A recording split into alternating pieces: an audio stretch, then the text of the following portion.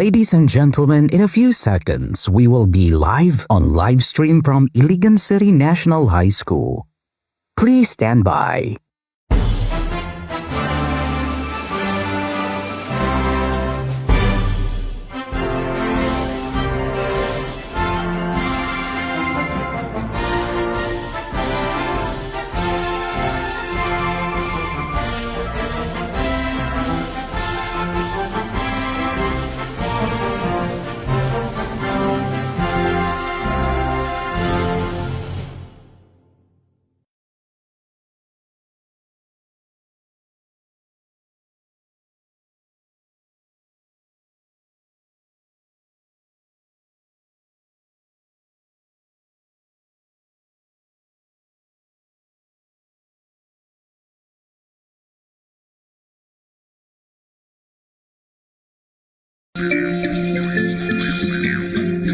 Good afternoon, everyone. We are back again live here at the Iligan City National High School. Once again, I am Andrea Caballo and I have here our baseball player from the City Central District Trailblazers.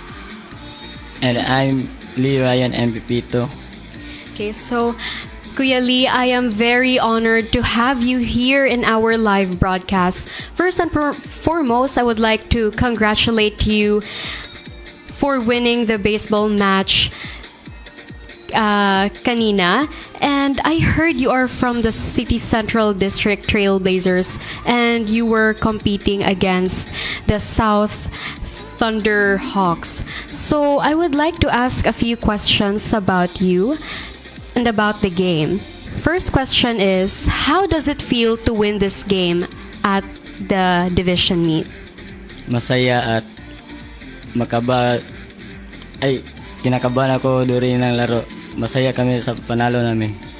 Thank you. Okay, so what was your team's mindset going on to this match? Ano yung nagpapalakas sa loob niyo para labanan yung mga kalaban niyo? Sa amin, Sa inyo.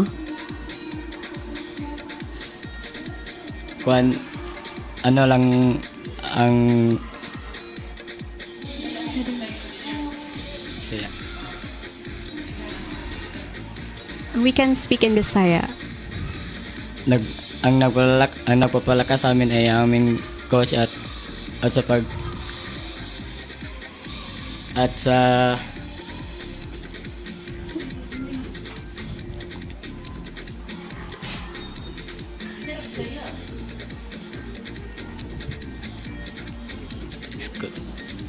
Okay, so ano yung nagpapalakas ng loob ninyo para manalo kayo sa match with the South Thunderhawks? ano lang po kasi pangarap namin maka regional meet at sa crucial kay Mondula niya pakonjud sa mga kay among trainer nga si Jimboy. Yes, it's always the coach. So, what do you think was the turning point of the game? Ano yung highlight ng game nyo na nag-lead sa victory nyo ngayon?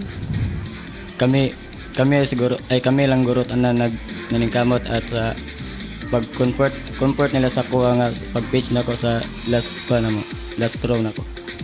How did your preparation and training help you secure this victory? Ano yung preparasyon nyo at saka yung training nyo na nagpa-secure ng tagumpay nyo ngayon?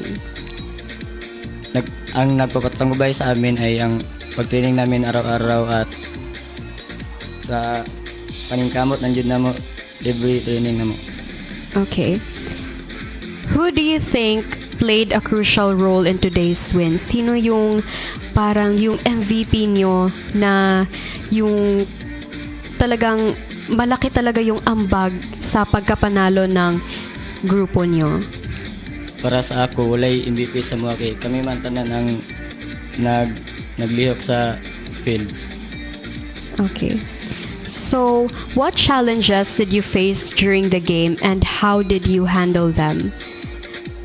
Ano yung mga pagsubok na na-encounter nyo during the game at paano nyo yun na-overcome lahat? Dapat dapat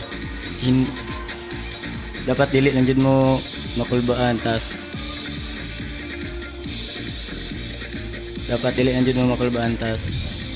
kuan lang jud kanang suporta lang sa kauban nimo nga na wala na jud na kuan. What instructions from your coach did you keep in mind throughout the match? Ano yung mga bagay na sinabi sa inyo ng coach niyo na nagpatatag ng loob niyo na lumaban? Ang gingon sa mga coach, all out lang daw, tas bahalag win or lose, balag mapildi or madaog mi, dapat i-enjoy lang dyan namang dula. What message would you like to give to your supporters and schoolmates? Salamat sa nagsuporta sa amuha og kamo ang nagpadasig sa amuha sa dula na mo ganiya. How will this win inspire you and your team in the next matches for the meet? Paano ito nakaka-inspire sa'yo na magpatuloy para sa susunod yung laban ngayon? Like, paano ito nakaka-inspire sa inyo na mag-push through sa susunod yung laban? Para sa Iligan City National High School at para makatungtong din rin kami ng regional meet.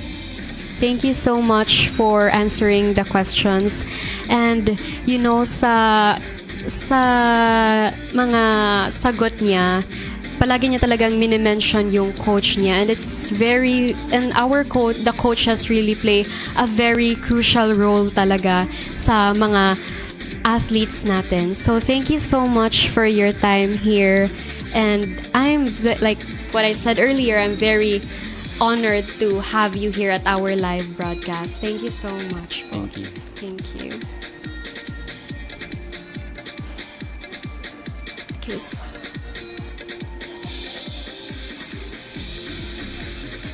Okay, so